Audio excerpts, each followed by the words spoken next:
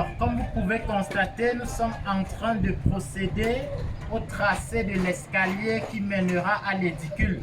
Je vous ai fait part de ce que lorsqu'on réalise un bâtiment de type sous-sol, rez-de-chaussée plus 3 étages, il est intéressant de poser les cuves d'eau au-dessus de l'ouvrage parce que par le principe de gravité, les différents usagers vont pouvoir être approvisionnés en eau potable. Pour pouvoir faciliter la maintenance de ces différents cubitonaires ou même l'accès à la toiture, nous avons prévu un escalier qui mènera à ce niveau. Le principe de tracé de l'escalier, vous le connaissez déjà parce que depuis le début de cette aventure, nous sommes en train de procéder au couvrage de notre 5e escalier sur le projet. Et à chaque fois, nous avons fait des capsules pour pouvoir partager le pourquoi et le comment avec vous. Qu'à cela ne tienne, nous sommes fermes en ce qui concerne notre engagement vis-à-vis de vous, celui de vous faire vivre les réalités ou alors nos réalités quotidiennes. Pour ce dernier escalier, les paramètres sont restés les mêmes en ce qui concerne la contre-marche, 17 cm. L'emmanchement a été réduit parce que l'emmanchement est donc la longueur de la marche. Sur les précédents escaliers, l'emmanchement était de 1,20 m. Mais ici, là, nous allons ramener l'emmanchement à 80 cm parce que ce ne sont plus les usagers qui vont prendre l'escalier, mais ce n'est que le technicien lorsqu'il ira faire la maintenance. On n'a donc pas besoin de perdre du béton et des aciers en faisant un emmanchement trop grand alors que l'usage ne correspond pas. Maintenant, pour les autres paramètres, vous avez, comme je disais, la contre-marche 17 cm, le giron ou bien le pas qui lui a 30 cm, l'épaisseur de la paillasse ne va pas changer.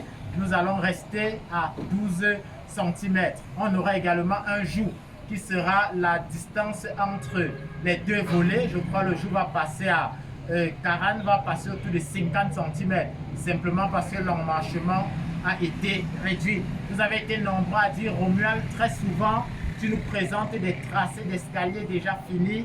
On veut pouvoir voir comment est-ce que le tracé se passe. J'ai expliqué que pour caler la hauteur de marche ou contre-marche à 17 cm, on partait d'un principe clé, c'est la hauteur à franchir. Sur le projet, la hauteur entre le dessus de la dalle et le dessus de la dalle suivante est de 3,40 m. Si on divise 3,40 m par 20, on aura 17. Ça veut dire qu'en prenant nos contre-marches à 17, on aura 20 contre-marches. Si on a 20 contre-marches, on peut maintenant, à partir de la longueur de la trémie, déduire le giron. Un bon giron doit être compris entre 28 et 30 et il faut bien que les deux vérifient la relation de Blondel. Comme pour dire, on peut fixer la contre-marche, on applique la relation de Blondel et on trouve un encadrement du giron. Là, nous avons donc pris 30, on prend 17. Avec le niveau à bulle, on va mettre les contre-marches. Le niveau, on le mettra comme ça. Lorsqu'on le règle à niveau, on va tracer pour la contre-marche. Et lorsqu'on a tracé, on mesure les 17, on bloque, on va donc prendre la marche. La marche ici est à 30 cm. On va régler le niveau horizontalement cette fois-ci. Voici notre niveau qui est réglé. Lorsque c'est réglé, on va tracer. On va mesurer 30 cm qui est le giron pour avoir la limite. Nous sommes ici, 30.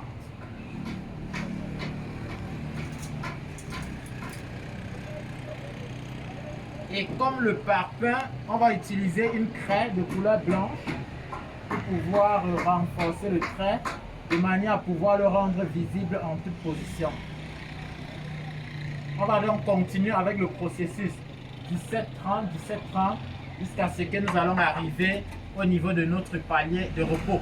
D'ici à ce qu'on évolue avec le travail concernant cet escalier, nous allons multiplier les capsules pour pouvoir vous faire vivre la suite de cette aventure qui, comme vous le savez, est loin d'être terminée. Je vous invite par ailleurs à vous abonner à nos différentes plateformes digitales, la page Facebook, la chaîne YouTube, parce que comme vous le savez, nous prenons beaucoup de plaisir à partager avec vous les détails autour de la réalisation des projets de construction dans notre environnement africain en général, mais surtout dans notre contexte camerounais. Merci et surtout, à très bientôt.